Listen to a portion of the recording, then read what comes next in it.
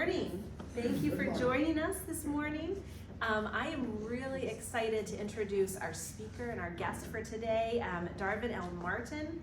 He has written and lectured extensively on the historical local context of Native Americans and colonialism. His interest is spurred by his own family history, seeking to understand how his ancestors as immigrants interacted with the original peoples of this region. He served as a history advisor for the Lancaster Longhouse, which is part of the 1719 Museum, since the construction of the Longhouse in 2011. In education and employment, Darvin is trained as an analytical chemist, and since 2008 has been employed as a local regional technical sales manager for SOTAX, a Swiss instrumentation company. So I first met Darvin in 2018 when I was part of a learning tour that he led for a group of staff at my work. He took our group through sites throughout Lancaster and York counties and the surrounding area to learn about the Native Americans who had been on the land and about the interactions with settlers. I just remember this tour stood out to me so vividly. It was so eye-opening, and I realized how little I had known before about the Native Americans who were here before the settlers, and all that how they had thrived and lived and took care of this land. So I am really excited that we can welcome Darvin to Derry today.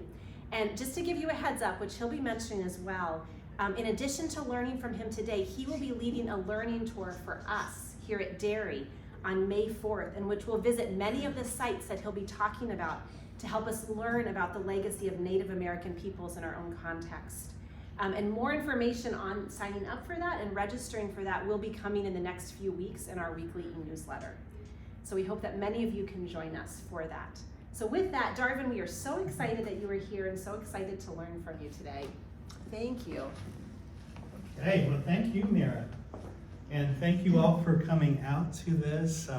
As Mira said, I have been interested in history, but particularly that kind of history that you don't find in the history books, the very localized history. Like I talk about on these tours that I give, having the perspective being intensely local, and that's been fascinating for me. And ever since I was young, I really like to study family history, to try to seek out where my ancestors had lived. Most of them from Lancaster County, but actually a few from here. I have Swiss Mennonite background, so Swiss and German ancestors, but I do have my maternal grandmother's line comes from Raffo Township, and she was also Swiss German, but there is a connection to an Irish family who was Presbyterian, believe it or not, who comes from Donegal Presbyterian Church. The name Bradley. Now you don't have that name so much around here anymore, but he came to Pennsylvania from Ireland as an indentured servant, and he worked for George Moore. That name you do have, especially at Donegal. I don't know if you have it so much here at Derry, but at Donegal. So he was a Presbyterian part of this area, and not so far from here and such. So there's a way that I connect in a family way to you here as well. In addition to that, I've also found that I have Native American ancestry as well, and I confirmed that through DNA testing. And it's kind of difficult to figure out exactly where it comes from, but I did testing and comparing matches, and I found a particular line in my German ancestry back on my paternal grandmother's side, and it comes from Berks County. So it's a Lenape family in Berks County from the early 1700s. So the German settler lived there and apparently had married a Lenape woman. So I have this diversity in my family, and actually most people, if you would explore your family in detail, you would find diversity in all kinds of aspects. Not everybody necessarily has Native American ancestry, but I think that probably comes down through my family as kind of an interest that I've had in exploring this type of thing as well. So with that, I want to talk about how we want to look into the presentation today. I've split this into 4 different parts, and a lot of this is going to be introspective. I have a theme of agriculture, looking at Native American practices of agriculture and how they tied their spirituality into their agriculture. We tend to live today in a very separate world from nature. We have, the buildings and our work experience and such that separate us out from nature. But Native Americans lived in tune with nature, and their agricultural practices were all part of that. So I start with the theme of agriculture. Then I also want to look at the theme of refugees, because as Europeans came over here, the Native Americans ended up having to move around or moved out of their areas or being pushed out of their areas because of Europeans coming over here. Now the irony is that my ancestry coming over here were actually refugees in Germany. They were expelled from Switzerland, came to Germany, so it's refugees actually creating more refugees when they're coming over here. And actually the Presbyterian tradition has some of this as well. If I recall correctly, that there were Scotch-Irish, Presbyterians were expelled from Scotland, moved to Ireland, and then had to come over here. So it's also this aspect of refugees coming over here and actually creating more refugees, the kind of irony of that we want to look at a bit. And then we also want to look at exploitation. I'm not sure if that's quite the right word here, but it's the tragedy of the Europeans coming over here, my ancestors, your ancestors, and looking at the resources of the land and the resources of the Native American people and exploiting that in the fur trade and such. And I have ancestors that got quite wealthy through that. So it's the type of thing of how are we dealing with that we drew wealth out of this continent and out of the indigenous people of this continent, and that continues today. And how are we going to deal with that? So, and then at the end to reflect, and these aren't necessarily questions that have, they certainly don't have easy answers, but they're kind of questions for introspection and questions that we can toy with and grapple with as we go through today, as we go through the next months, as we go through the learning tour. How are our histories, our landscapes, and our communities haunted by the continuing indigenous dispossession? How do we transform our colonizing self-perceptions, lifeways, and structures? And how might we practice restorative solidarity with indigenous communities today? Those are three questions that I'm not going to have answers for, but I'm going to give you some background, some detail, some information that will help you grapple with these types of questions today. Now, I did also bring 4 books that kind of cover a lot of the themes that we'll be talking about today. And I'm going to pass these around. And if you have interest in these books, maybe take a picture with your phone, and you can look up these books and you can order them from Amazon, or you could order them for your library and such. The first 2 I have here are from Mennonite background, which is my background here. Here, Elaine Enns and Chad Myers, Healing Haunted Histories. So the reflection and introspection that we're talking about today, some of that comes from this book as a resource. Who should I start these with?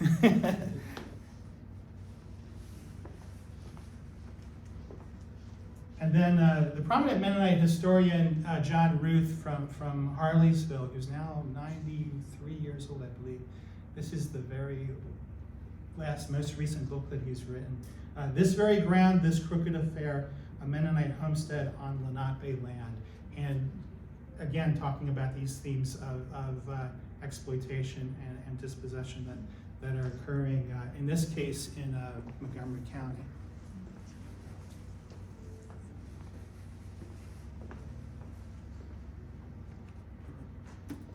This book by Matthew Kruer, Time of Anarchy, Indigenous Power and the Crisis of Colonialism in Early America. A very strong theme for me, looking at the colonial time period here locally and the context of how the European settlers established themselves here in the context of Native Americans living here.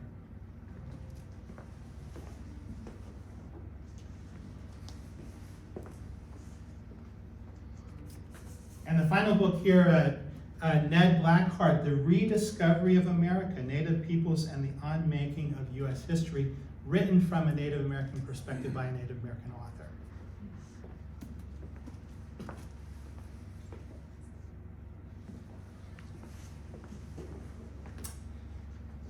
And with that, let's go into the presentation. So one of the things in terms of agriculture we got to think about is the food staples that we eat today. So many of them come from Native American origin. If we're looking at potatoes, tomatoes, squash, pumpkins, peanuts, peppers, any food staples from those categories are all Native American. So what did Europeans eat? Well, our bread-based diet was European, and we had turnips and carrots and things like that. Peas we had, but anything that's potato, corn, maize, beans like lima beans, green beans, they're all Native American, and all the squashes and pumpkins from what we eat in our regular diets today are Native American in their origin. And here I have just a map that showcases how corn, maize, and beans came from this area of southern Mexico along the Pacific coast and gradually moved up into the Navajo area where they were growing maize about 2000 BC, and then moved into the Ohio River Valley, and then over to the Susquehanna River Valley, and even to the Conestoga River and the Swatara Creek, where close to where you are here today, by about 400 BC. So about 2,400, 2,500 years ago, they were growing maize up in this area. Maize that started down here and eventually changed in such a way that it could be grown further and further north. And even Native Americans, even before the time Europeans arrived, were growing maize in southern Canada, in the southern part of Ontario, as you see there around the area of Niagara Falls and Kitchener, in that area, they were growing maize as well. The way that they grew maize is this combination called the Three Sisters. So they would take their corn and they would plant it in little mounds. So not the kind of large-scale industrial agriculture that we have today, but they would plant their corn in little mounds, typically along a flat area of a riverbed or a creek bed, an area that they could flood and have the water come in around the mounds at different time periods, or during seasonal floods that would happen. When the corn got about 6 inches high, they would plant bean seeds around the corn. And so the beans would be the type of beans that move up the stalk, that climb up the stalk of the corn. And then after the beans got to a certain height, with the corn even taller, they would plant their squash around that. That's called the Three Sisters arrangement. It's a type of intensive agriculture that you don't see so often today. We are practicing it a bit down at the Lancaster Longhouse, at the Hans Herhaus complex. And if you go to the Native American Museum in Washington, D.C., the grounds outside the museum, they're actually practicing this kind of intensive Three Sisters agriculture today. By the way, this is the dollar coin that came out in 2000, 24 years ago now. Sacagawea, the guide of Lewis and Clark, the Indian guide of Lewis and Clark, exploring the West in the early 1800s. So I was, it was in 2013, I was at Mesa Verde in Colorado, and the park guide was talking about how corn was transformed. And he talked about corn as the planting and growing of corn as a spiritual practice for Native Americans. And what they would do, and maybe they didn't realize how this would be transformative, but what they would do is they would take the seeds of their best plants, and instead of eating that corn, they would reserve those seeds. And this was a ceremonial type of thing. They would reserve those seeds for the next year, and then in the next year, through ceremony, they would plant those seeds back in the ground as a type of offering to the Creator. And then those seeds would grow up, and then out of all the harvest for that following fall, they would take the best seeds of the best corn plants and do this again. ceremoniously reserving the best seeds for their creator, planting them back in the ground the following year. So what happens year after year after year, generation after generation after generation, when you're taking the best seeds and you're reserving them, you're not consuming them, but you're reserving them and you're giving them as an offering back to the Creator? What happens? You're transforming what the original species were of corn, this teosinte here and this tripsacum here, and you're creating what used to be this, and eventually you get to something like this over thousands and thousands of generations.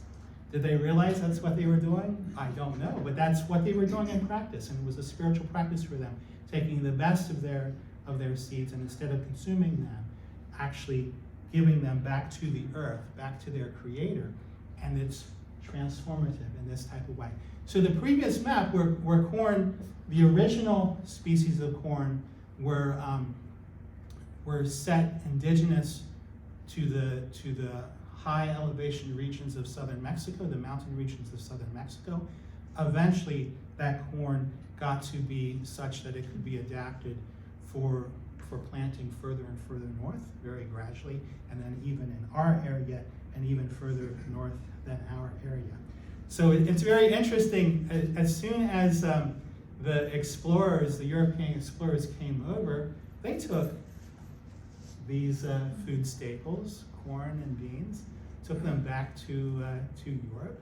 By the 1520s, the corn that Columbus brought from Puerto Rico and Haiti and Dominican Republic and the other Caribbean islands, the corn that he brought from there was planted all over Spain by the 1520s. It was a master crop, even by then, only in a generation. It became a master crop. What is the largest agricultural crop in the world today?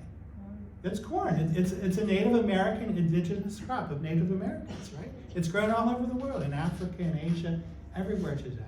And it ended up spreading very quickly as the European explorers brought that back. In fact, the Pennsylvania Dutch have this word for corn. It's called velkkorn. And the velk piece means like indigenous, or it has almost like a derogatory, the term whelk means kind of like old-fashioned, backward, uncivilized. It has this kind of connotation to it. So the velk corn is, they use the velk corn, but it's the corn that comes from the indigenous people. Actually, the Germans in Europe, when they used the word velk, it meant the old Celtic people that lived, not the Roman people or not the German people, but the old Celtic people. That's why the word Wales comes from this same root, because those were the Celtic people that lived in Europe early on, the quote uncivilized people that lived in Europe. And so they applied that same type of term to the Native Americans, thinking that they were uncivilized. Now, there's something that we have to kind of switch our mind about here, because John Ruth, in his book, he talks about an old bishop in the church that said, look at the way that we grow corn, with the stalks of corn just inches apart, and this field yields so much fruit from the labor that we do. And this bishop said, this is of God, not this Native American way.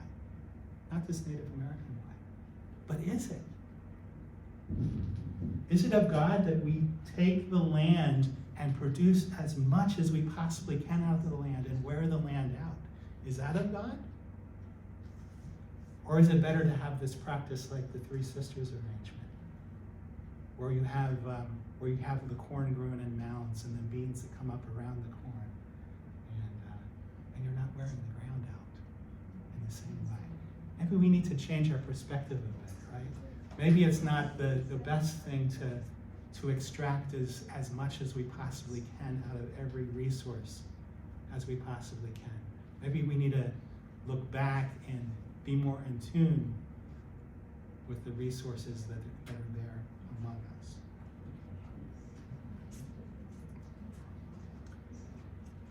So living as refugees. the Native Americans in this area are part of two large groups. Now, I say large groups in terms of looking at the languages that they spoke. There's the Algonquin type peoples. Those would be the orange peoples on this map, speaking different dialects of an Algonquin type language. And then there are the Iroquoian type peoples, the people in the purple on this map, speaking a totally different language, as different as English is from Farsi in Iran or something like that. These languages were as different from one another as those languages would be. Now notice, where is the dividing line between these two people groups on this map? Susquehanna River, east of the Susquehanna. It's about right where we're at right here. You see that? So there's this kind of we're in this this area of transition of Native peoples between the Algonquin-speaking peoples, or we're talking about peoples like the Nanacoke and the Lenni Lenape and the Piscataway, the Shawnee were Algonquin. Those peoples to our east, and then the Iroquoian type people, the Seneca, the Mohawk, the Susquehanna, the Erie, these were all, the Oneida, these were all Iroquoian type people. So this area was the transition point between those various people groups. Here I have in the late 1400s, Lancaster County became the boundary between two large cultures. When we go on the learning tour, I'll show you sites of Algonquin-speaking peoples, and I'll show you sites of Susquehanna peoples that would have been Iroquoian-speaking peoples. I mean, eventually the Iroquoian peoples had taken over this area, and the Algonquin-speaking peoples paid tribute to them. They grew very powerful in the 1600s. We have this fantastic journal that Captain John Smith put together, the English explorer that founded Jamestown in 1607. And then the following summer, he took 13 people and 2 Powhatan guides, Powhatan, the native tribe from down near Jamestown. He took 2 Powhatan guides and went up and explored the whole of the Chesapeake Bay. Tremendous journal. He talks about his interactions with the peoples that lived all along the bay, these various places. And it was filled with people. There were all kinds of people. Every inlet, there were people around, every place. And he talks about his interactions with all those types of people. But when he got up to the mouth of the head of the bay, or to the mouth of the Susquehanna River, his 2 guides called these people the Susquehannock. We think they called themselves the Conadago, which is where our name Conestoga comes from. But the Powhatans called them the Susquehannocks, the people of the muddy river. And the guides spoke with them, and they said they would go back to their village and wait here for 2 days. We'll go back to our village, and then we'll bring our chiefs down, so John Smith can meet the chiefs. And you have a little bit of a description here. John Smith recorded in his journal that when this meeting took place, 60 Susquehannocks surrounded our boat with skins, bows, arrows, swords, and tobacco pipes as presents. Smith was perplexed to find that they had French goods, and described that they seemed as giants. Their language babbled as a great voice, in a vault or a cave as an echo. That's probably that typical Indian cry that we know so well that he's describing here. The first time a European is describing that cry. They already had French goods. How could that be? 1599, Quebec was founded by the French, and there was a trade network well established before the Europeans arrived between what's now Quebec and what's now Manor Township, Lancaster County, and even further south. And any goods that were traded by the French Europeans to the Native Americans in Quebec, within a few years came down, or were even found among these Susquehannocks. Now, John Smith describes these chiefs. There were 5 chiefs that came down. And the head chief, he describes them as over 6 feet tall. He has the head of a bear hanging on his shoulder with his arm coming out of the mouth of the bear. He has a strap on his back and the head of a second bear on this shoulder with his arm coming out of the mouth of that bear. Can you imagine seeing somebody like this with the heads of two bears on their arms? I mean, John Smith was impressed with this guy, obviously. There's an artist, a sculptor that lives in Vermont that put together, from John Smith's description, what this Susquehanna chief would look like. And right there he is. Wow. Isn't that something? They became a powerful people. They subjected the Algonquin peoples to themselves, but eventually they succumbed to disease, mostly brought by Europeans, and constant battles between the colony of Maryland and between them and the colony of Maryland. They eventually were reduced to two sites over in York County. We're going to go visit one of the sites on the learning tour in May, on May 4th, and then even later, the remnant of the Susquehannocks would be what we know of as Conestoga Indian Town, which on the map at the very beginning of the presentation is in Central Manor Township. And we're going to go to that site on the learning tour as well. This is a map here that shows the area in yellow that the Susquehannocks had control over. All these tribes and such along the eastern shore of Maryland, part of the western shore of Maryland here, would have paid tribute to the Susquehannocks at various times. We're talking about the mid 1600s here. This would be like the 1660s or so. This is about 20 to 25 years before William Penn had founded Pennsylvania.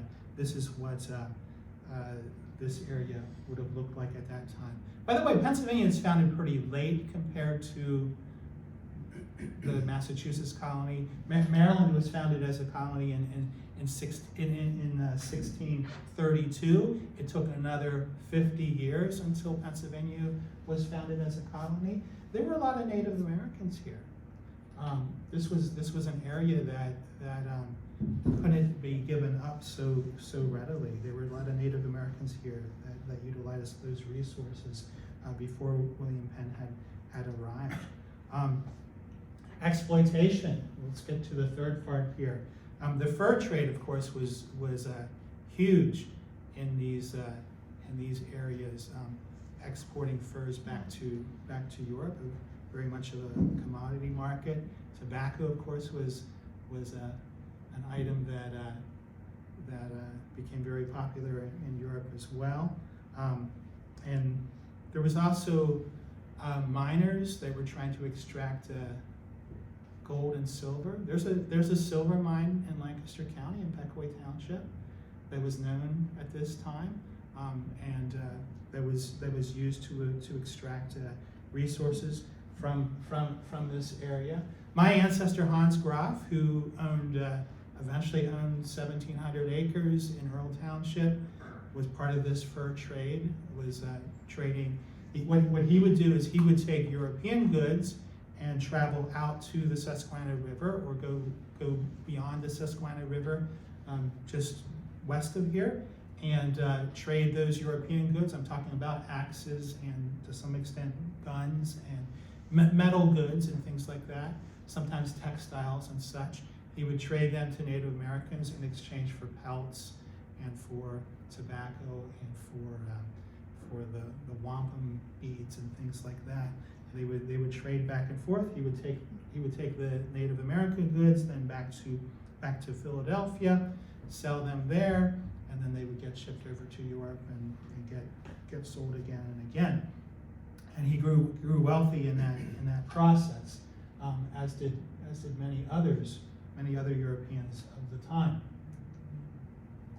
We're going to see some of these memorial plaques during the learning tour.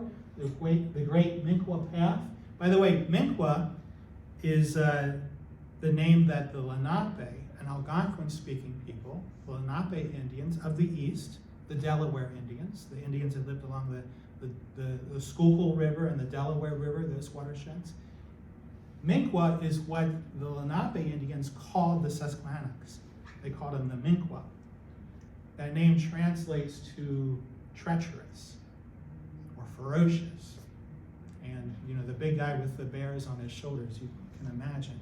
That's the Algonquin people, the Delaware people, the Lenape people called them the Minkwa, the treacherous ones.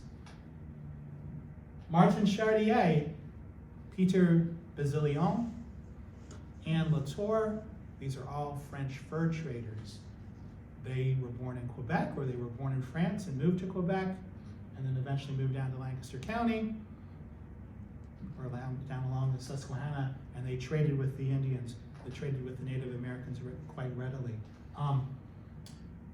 They were necessary for the English, because these guys, the French fur traders, had made great strides, inroads with the native communities. They learned their languages, they adopted their cultures. They were trusted by the Native Americans. The English, the Native Americans were far more suspicious of the English, and the English didn't know the languages so well.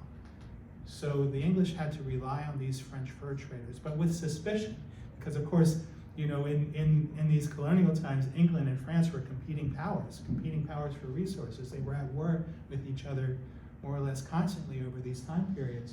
And here in Pennsylvania, the English had to rely on the French to even trade with the Indians to some extent. So we have these plaques of these French fur traders that lived in our area in the late 1600s and early 1700s and such. And we will go see some of these plaques on the tour. Here's a plaque that commemorates Conestoga Indian Town that we'll go see on the tour as well. And this is a plaque on the right side here that commemorates the Nanticoke Indian Tract in Clay Township. This is along the Cocalico in northern Lancaster County. The Nanticoke were a branch of the Lenni Lenape people. The Nanticoke Tract, I have an example from the minutes of the court documents that showcases that. Spurred 24, 1724. Spurred is, the X means the 10th month, which isn't October in this case, it's December. They started the year in March, and so that's why the Latin words for the months at the end of the year are September 7th, October 8th, November 9th, December 10th. So this is December 24, 1724. The second paragraph is what I want to read.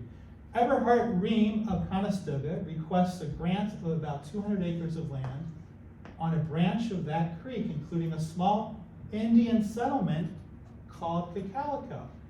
He has the Indians' consent to settle and can pay the purchase money down. Now, we're not going to visit this one on the learning tour because it's out beyond the scope of the tour, out towards beyond Ephrata, a little bit east of Ephrata. However, I brought this in here because why does a European, there's plenty of land around. This is 1724. There's lots of land around.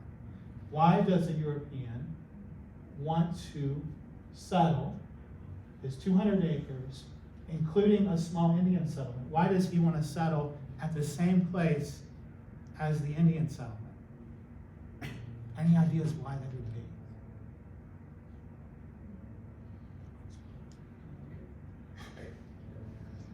So the Indians were agriculturalists, right? We talked about that piece, right? They already had the land cleared. That's exactly right. That's the reason that they already had that land cleared. It was far easier for him to settle on land that was already cleared. And you will see it time and time again here that the Europeans that come over first and begin to set up their plantations and such, it's here, it's in Maryland, it's in Massachusetts, everywhere.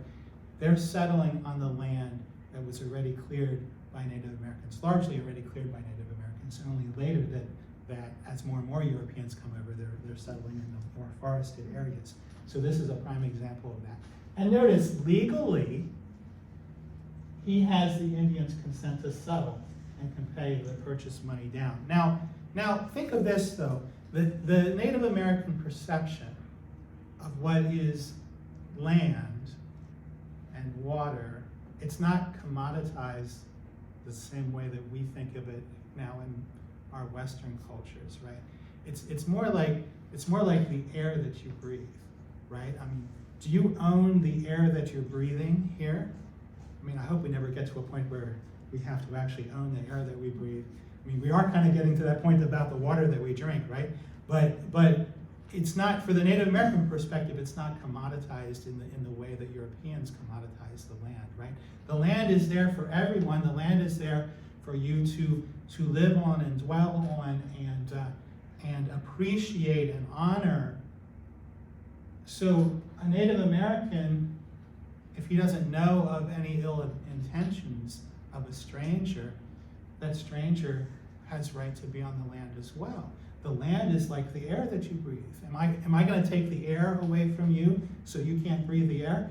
The Native American would think the same way about the land. The land is the commodity for everybody. It's not for some individual to own, right? So when William Penn and when these other Europeans pay money to Native Americans for the land, pay money maybe not as cash, but maybe as an axe or other types of things. Well, eventually that thing, the money, goes away.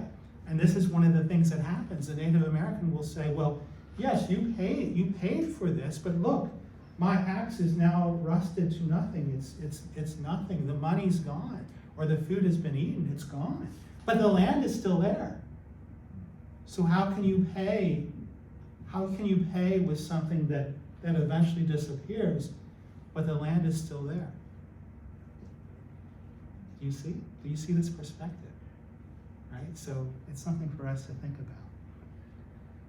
So I put together a map here of, now this is close to where I live, the Conestoga River, Groff's Creek. I have my ancestor Hans Groff over there on the right side. This is, every red dot on here is either a place where artifacts have been found, or a place that's highly suspected that Native Americans had lived there at one point. Now, it doesn't mean that this represents a year like 1600 and all these places were filled with Native Americans, because Native Americans moved from place to place. As the land around a village would begin to lose its ability to grow crops, they would ceremoniously disband from that village and they'd set up at a different place. But in the area, the context of these streams and creeks and such, where you find in a farmer's field an area of a little bit of elevation, like a little bit of a mound, and if you hear from a farmer, oh, that's the area where I find arrowheads, or I once in a while find some artifacts and such, it is a sure sign that there was a Native American presence there. I mean, if you find lots of stuff, it's probably a village, or maybe it's a hunting camp, or maybe a temporarily a place where Native Americans stopped. Those are all over the place. You'll find them on the Swatara Creek, you'll find them on the Conoy Creek, you find them all up and down the Susquehanna River, the Pequay Creek, the Conestoga, as you have here. You find them especially in the areas that are most fertile agriculturally. Manor Township. Why did Native Americans live in Manor Township intensely? There are more Native Americans in 1650. There were more in the area of Washington Borough. There were more people living than there are today. In 1650, there were more people living than there are today. That was a really strong agricultural area. Native Americans were agriculturalists. They had the river there for them. And you can see here, the areas of habitation would have been along the creeks and along the rivers, providing that type of those resources for those people.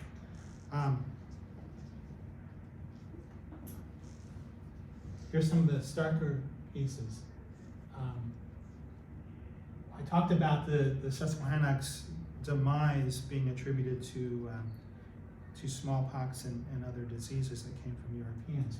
There's actually records that show the colonial government actually inoculating blankets and such with disease to battle against the Native Americans here. I will try to inoculate the Indians by means of blankets that they may fall into their hands, taking care, however, not to get the disease myself. Colonel Beauquet, in response to this, could it not be contrived to send the smallpox among those disaffected tribes of Indians?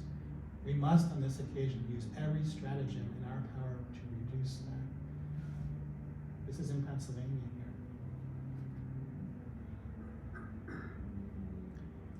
And then we have, of course, the Conestoga Massacre. That's Scotch-Irish Presbyterians from Pakistan, from Donegal, from this area that went down and murdered the remaining Native Americans living at Conestoga Indian Town. You know this story in December of 1763. And then the Pennsylvania government, or the Lancaster County government, took the ones who were out, the ones who were not in the village at the time, the ones that were out selling their wares and such, and took them into the jailhouse in Lancaster, supposedly for their protection, and then they were massacred as well. Now, there were survivors, I say survivors, maybe not survivors of the events of these massacres, but there were still Native Americans that were out that weren't in the time and place that these events took place. They were Native Americans that after this had lived the rest of their lives in hiding. There are stories, some Mennonite communities had hidden Native Americans, some other communities as well. Some Quakers had hidden Native Americans. And many of them moved out of the area after this. There is a long story. There's 20 years before this, lots of Native Americans moved out of the area because the Pennsylvania government decided enough is enough. We're only going to negotiate with the Iroquoian representation for all Native Americans. So the Algonquin groups got slighted. So the Shawnee moved out of the area. They moved out to Bedford County. The Piscataway moved up to Juniata County. Out of Lancaster County, they moved. The Nanticoke moved up to Wilkes-Barre. There's a town called Nanticoke just to the southwest of Wilkes-Barre, which is where the Nanticoke Indians from this area moved to after they got slighted by the Pennsylvania government. Of course, at that time, everything north of the Blue Mountain, when you go up 81 and then 78 towards Allentown, the mountain on the north side of 78 is the Blue Mountain. Everything north of the Blue Mountain was not part of Pennsylvania at that time. That was Indian country or wild country or whatever they would have called it, the frontier land. So those Native Americans that felt like their complaints or their positions were not acknowledged by the Pennsylvania government had moved out at that time. And the squabbles back and forth, right? There were battles back and forth because the Pennsylvania government officially did not allow any settlers to move beyond the Blue Mountain. But settlers did. They squatted. Europeans would go and set up a cabin or such out beyond, and then Native Americans would battle. Sometimes they would come across the Blue Mountain and battle. This was like a war zone, right here to our north, 15 miles north of here, like a war zone. The Blue Mountain was the boundary. And sometimes, settlers would move across, and there'd be these battles. There was an Amish family that was killed, a Hostetler family that was killed, and there were others that were killed in these things. There's an area out in Franklin County called Burnt Cabins. And it's called Burnt Cabins because there were white settlers that moved out beyond the Blue Mountain in a jurisdiction that they were not supposed to be in. And the Pennsylvania government commissioned Conrad Weiser to go out and burn their cabins down. Now, can you imagine the incitement of this kind of thing, that the government's coming in and burning? Well, you're not there legally, right? So, yeah. With that burnt cabin Yeah. incident, Carlisle was the local jurisdiction at the time. And the Indian chief went to the jurisdiction asking for relief from that problem. Mm-hmm. And they carried it out. The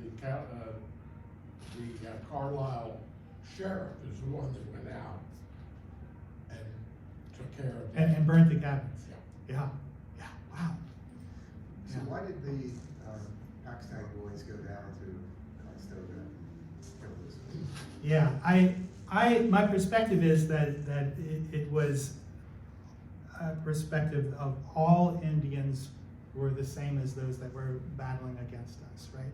These Conestoga Indians that lived down in Manor Township by this time were more or less like a defeated people. They were peaceful. They were on a reservation, but it's a type of prejudice that's saying that all people that are different from us, or all the original inhabitants of the land, are to be eliminated. And there was little resistance of them going down and murdering those people. Like they weren't armed, or they didn't have any way of defending themselves. Yes. Well, I was led to believe that the Paxton boys went out to protect Scotch-Irish settlers who were being harassed by and killed, I guess, by Indians in the vicinity, in our vicinity, rather than Lancaster County. Is that So you can see, if the government's going out and burning the cabins of settlers that are living beyond their jurisdiction, this kind of incitement is there, right? I mean, the government's coming out and burning these cabins. Well, who are the people that built those cabins? Who are they gonna blame? Well, they can blame the government, but they're also gonna blame the Native Americans, right? Because this is their Native American land, right? Yeah. So there's a lot to this, and it's right here. It's right here in this area that we're talking about back and forth, right? And it's 250 years ago. So yeah. When you talk about the separation of Algonquin and Iroquois, there were movements prior to the Europeans and actions between native groupings. Mm-hmm. Eventually,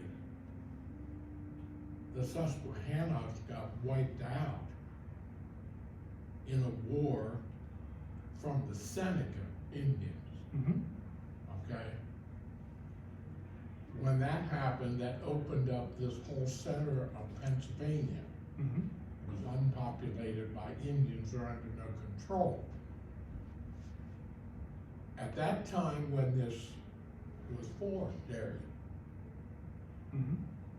the Senecas were raiding from the west, and they were attacking the English colonies here. They're different from the Susquehannas or the Mhm. Lenape. Right. Okay? The Susquehannocks grew in the 1640s to 1660s. The Susquehannocks grew powerful enough that they had enemies on all sides, right? The colonists. The Maryland colonists were battling against them, and the Iroquois from up north were battling against them. Well, the colonists Yeah. could not differentiate between the tribes. Correct. Right. That to them, they're Indians. Right. There was no. Now they went to Philadelphia, asking for them to form a militia to protect this border. The Quakers were pacifists. Your Anabaptist groups were pacifists. Moravians were pacifists. So they weren't interested in making any militia. And they were told if they wanted anything, they'd have to set it up themselves. Mhm. That's what they were told. So John Elder helped organize and led that protection. And forts were made every 15 miles along the mountain ridge here, starting at Fort Hunter, going all the way west. And 2 families had the whole family wiped out by Seneca raids.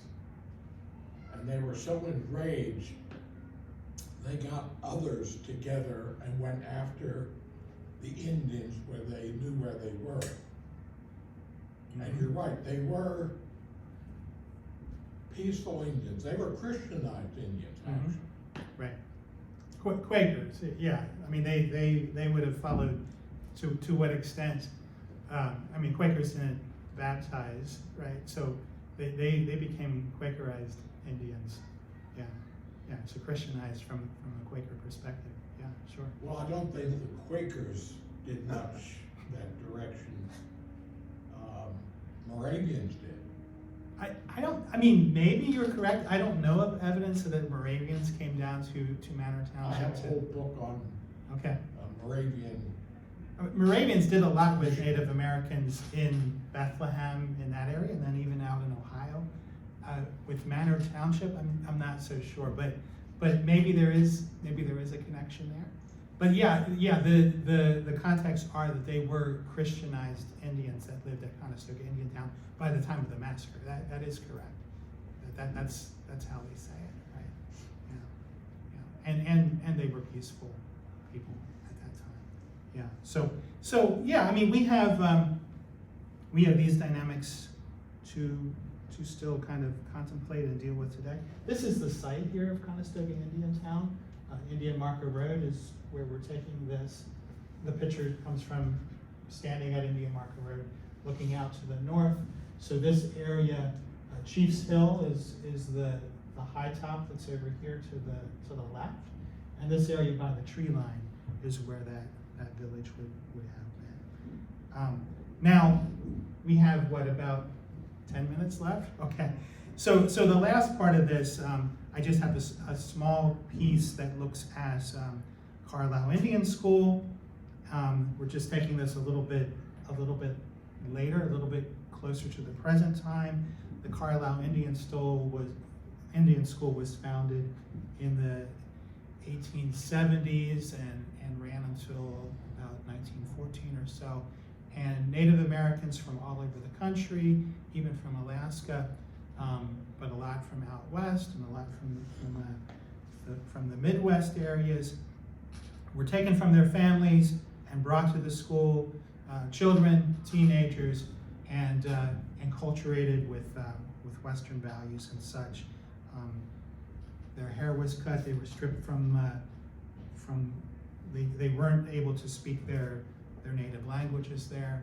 They were to become westernized.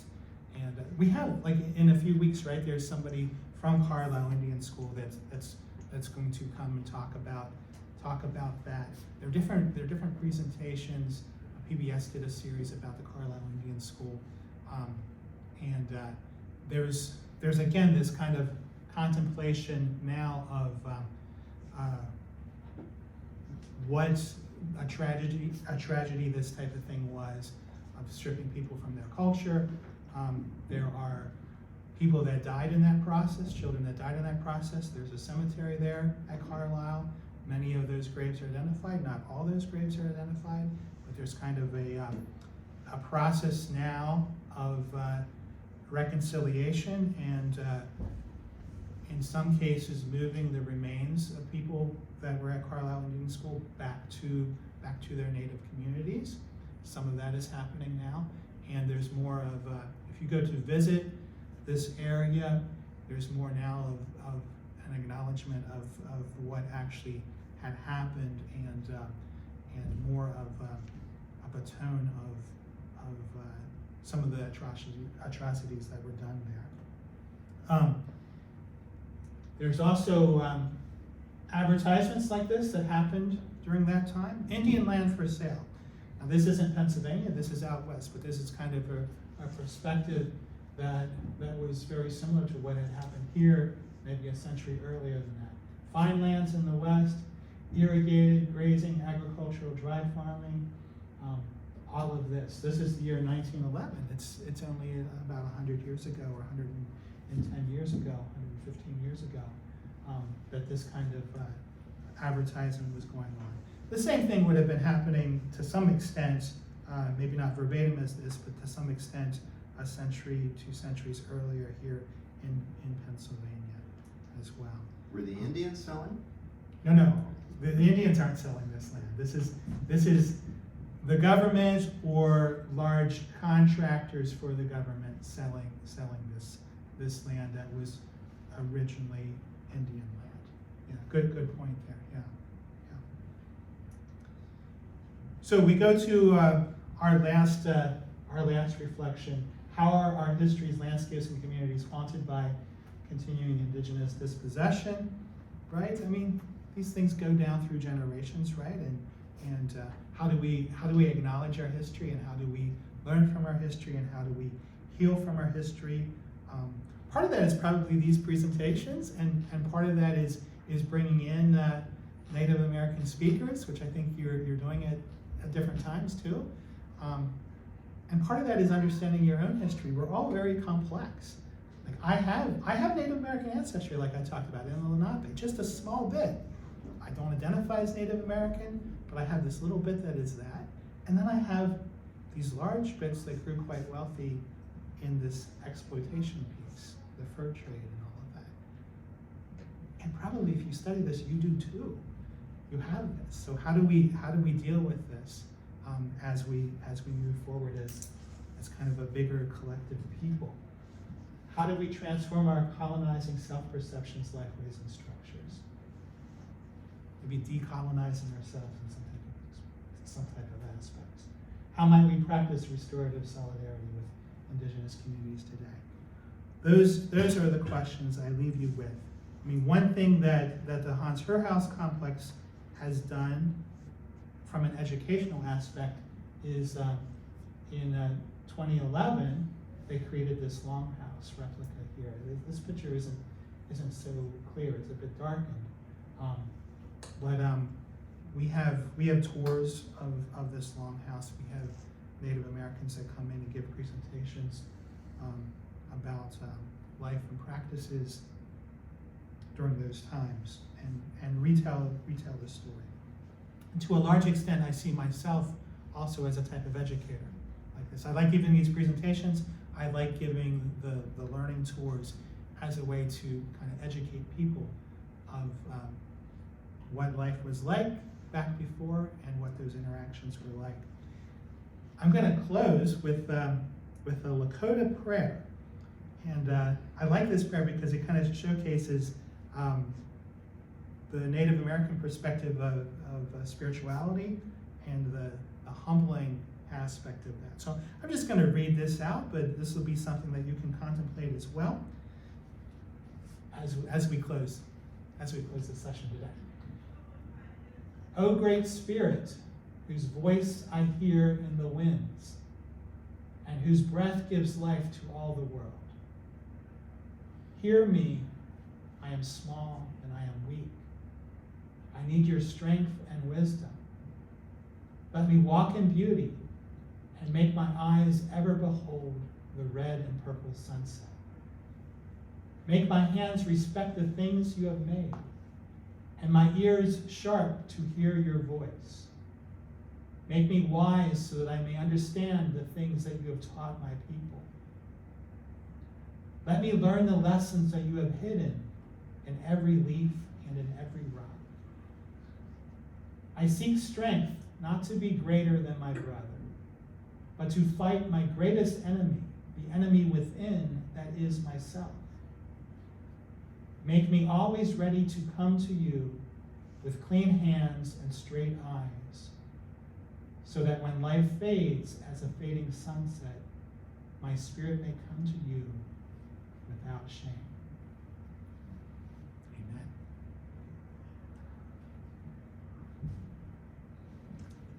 Thank you so much, Darvin. Really appreciate you being with us today.